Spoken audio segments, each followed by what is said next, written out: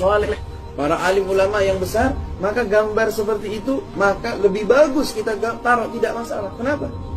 Kita mengambil daripada kejadian di zaman Sayyidina Umar. Rasulullah mengatakan, "Anta ya Umar, inna syaitana la yafrugu min dhilli Umar." Sesungguhnya setan itu lari dari bayangan Sayyidina Umar.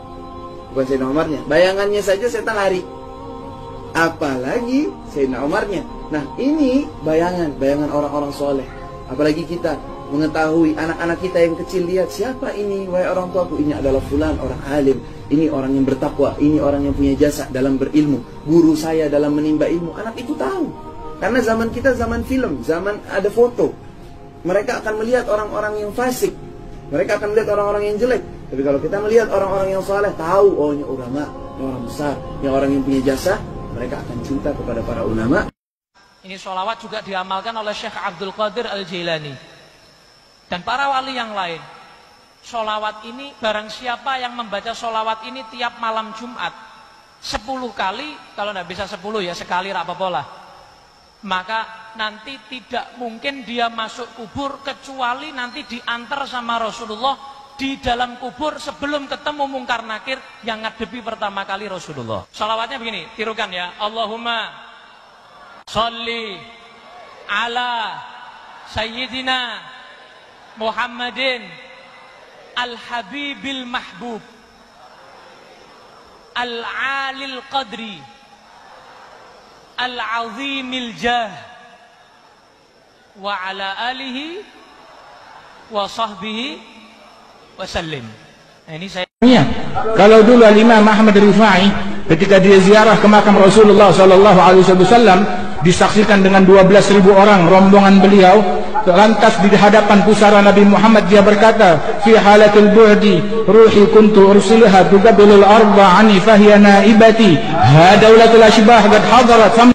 Sebenarnya kalau dulu Imam Ahmad Rifai ketika dia ziarah ke makam Rasulullah sallallahu alaihi wasallam disaksikan dengan 12.000 orang rombongan beliau, lantas di hadapan pusara Nabi Muhammad dia berkata, fi halatil bu'di ruhi kuntu ursilha tuqabilul arda ani fahiya naibati hadaulatul ashbah qad hadarat famdud yaminaka kay tahdha biha syafati.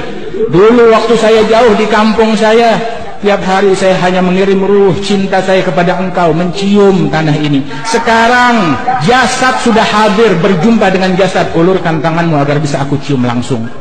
Maka itu 12.000 orang menyaksikan tangan keluar dari kuburannya Rasulullah dicium oleh Imam Ahmad Rifai radhiyallahu anhu arbah, dengan disaksikan 12.000 orang yang hadir radhiyallahu anhum ajma'i. Mereka antara kembali kepada Abdul Rahman As-Segaf. Beliau mendapat kemuliaan karamah dari Allah. Karamah diizinkan oleh Allah masuk surga.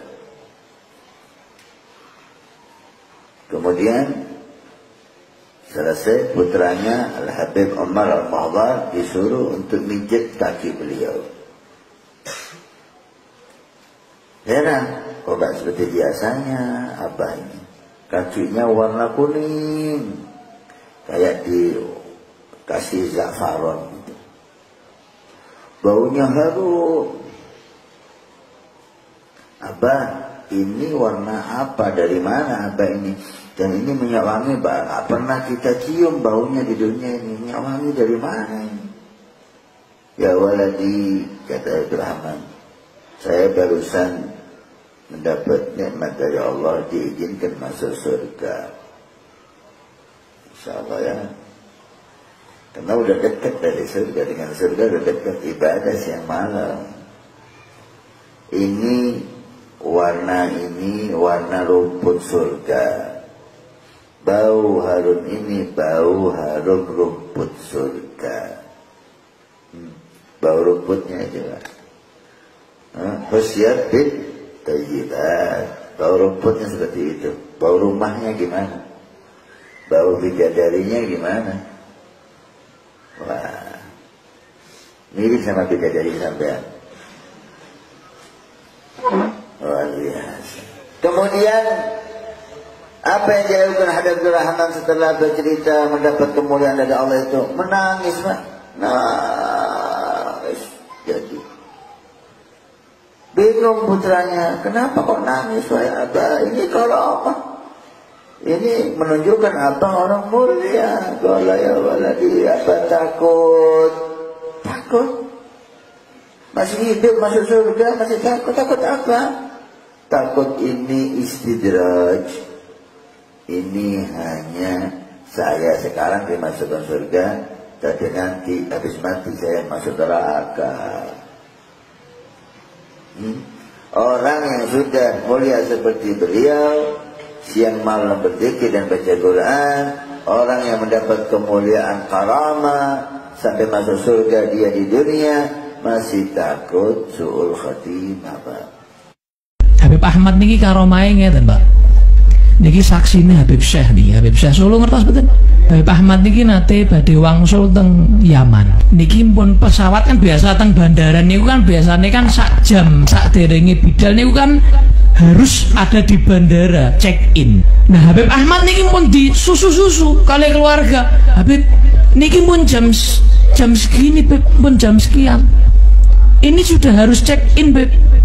Apa? Wis gampang, Gus. Niki keluarga wis ra nyandak, wis. Ra mungkin nyandak. Bandarane nggih teng Boyolali niku to. Adi kan Sumarmo nggih. Subhanallah. Niki Habib Ahmad dugi bandara.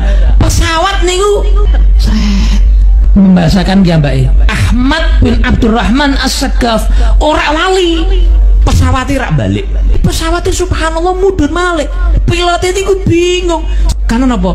Karomah Habib Ahmad bin Abdurrahman As-Sagaf. Ini istimewa. Sampai dikatakan Kota Tarim ini dikatakan doa ning Kota Tarim itu dikabulkan oleh Allah walaupun di dalam kamar mandi. Ning jeding doa terima. Dari hebatnya Kota Tarim. Sampai Kota Tarim itu Madinatun Nur, dikatakan kotanya cahaya.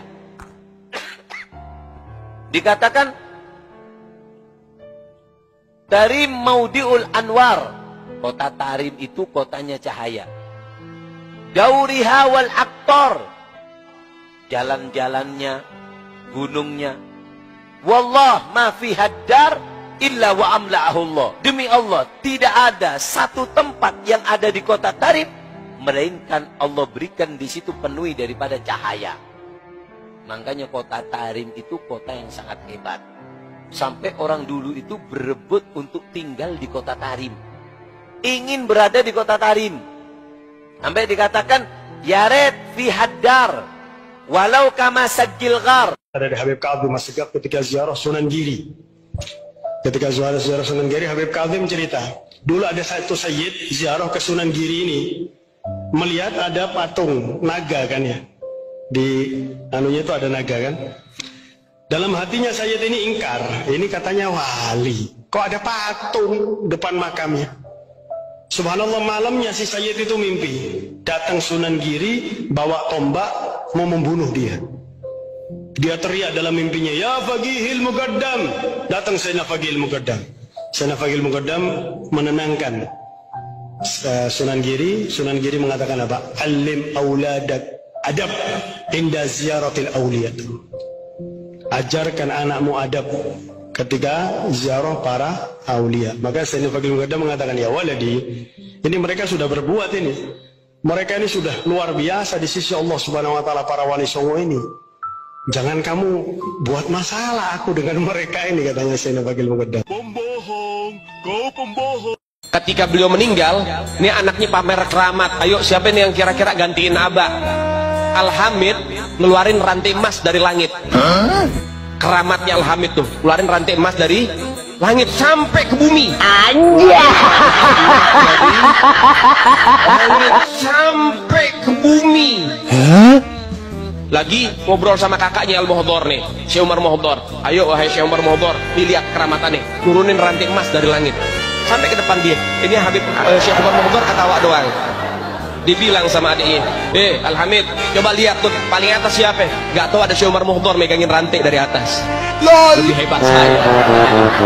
Bin Salim ini sangat luar biasa. Luar biasa.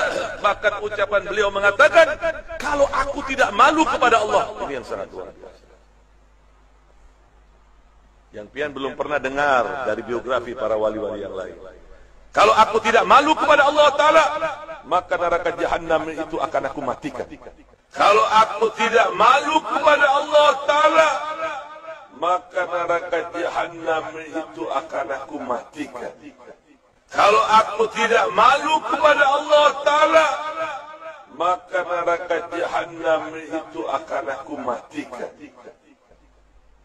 Artinya,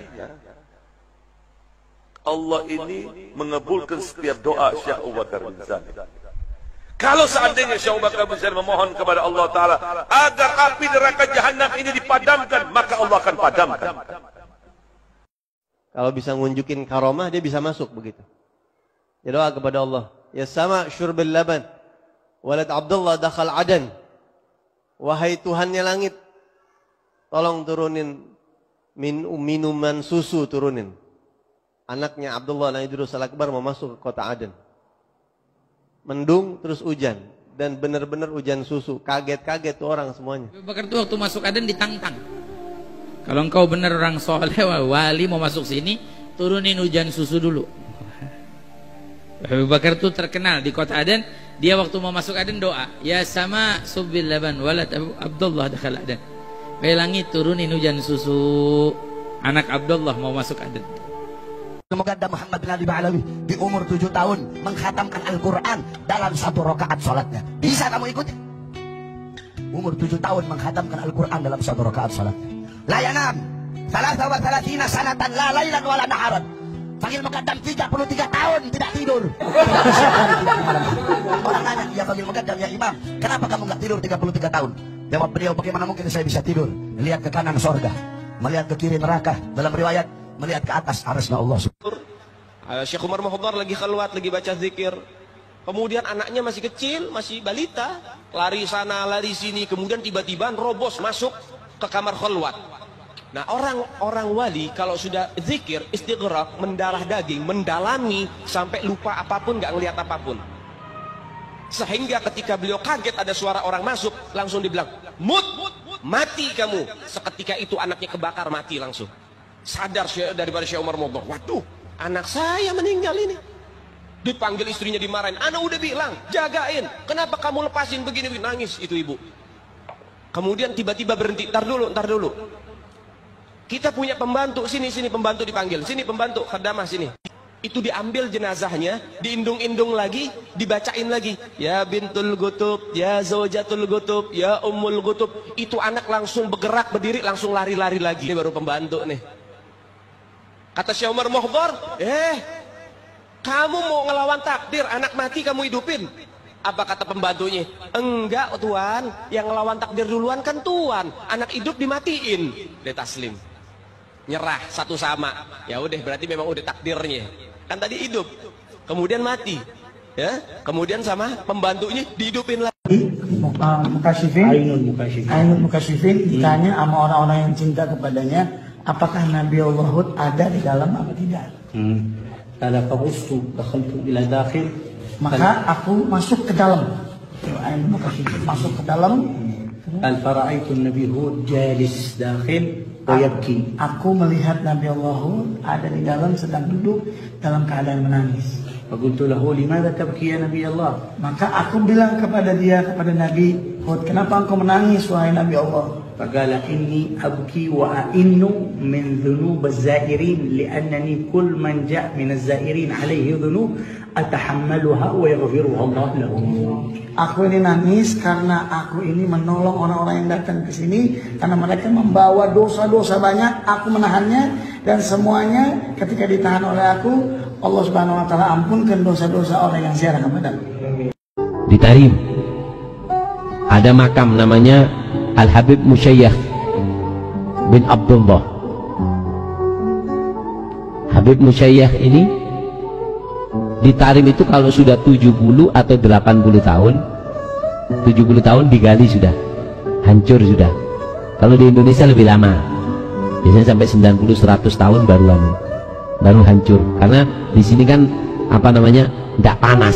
Kalau di sana kan panas. Itu ketika dikubur, karena kuburan makam di makam Zambal itu kan banyak yang minta dimakamkan di situ, sehingga gantian dilihat sudah kuburannya rusak atau apa, digali atau ditaruh di atasnya. Jadi satu kuburan itu biasanya isi orang 10, sudah habis diisi lagi seperti itu. Ini Habib ketika digali, Habib Musyayya ini ketika digali kuburannya, beliau Al Habib Musyayya duduk di kuburannya, duduk baca Quran, digali. Hah? Apa? Kaget yang gagal. Di kuburan gali ada semangkanya, ada pisang goreng, tapi ya tak ada pisang goreng, tambahan dia baca Quran. Kaget dia. Apa kata Habib yang ada di kuburannya? Tutup, cek mau ngomong lo gue en. Kamu kalau ngomong cerita sama orang, Allah akan takdirkan kamu gak panjang umur. Takut Pak? Ya apa? Ngelihat hal yang aneh, kayak gini, jasadnya utuh hidup di dalam kuburan, nggak boleh cerita mati. Aduh, berat, nyimpen rahasia itu berat. Akhirnya dia simpen nggak tenang. Ada apa Mas? Enggak. Mekel, enggak Dik, tak nyawa apa? Apa? Janda banding. Bangun aku jawab, kamu janda. Akhirnya apa? Akhirnya didesak sama istrinya, cerita, aku melihat makamnya Habib itu, ini Nabas, tukang gali kuburan. Ketika digali nggak taunya Habib sedang duduk di kursi emas dengan membaca Al-Quran. Cerita, nggak sampai seminggu mati. Dan ini cerita masyhur, disebutkan dalam kitabnya Majmu' Kalam Al-Habib Alwi bin Syahab. Disebutkan di situ. Nah, artinya apa? Bahasanya orang kalau sudah ngerasa dekat sama Allah, nggak mungkin puas dengan Al-Quran.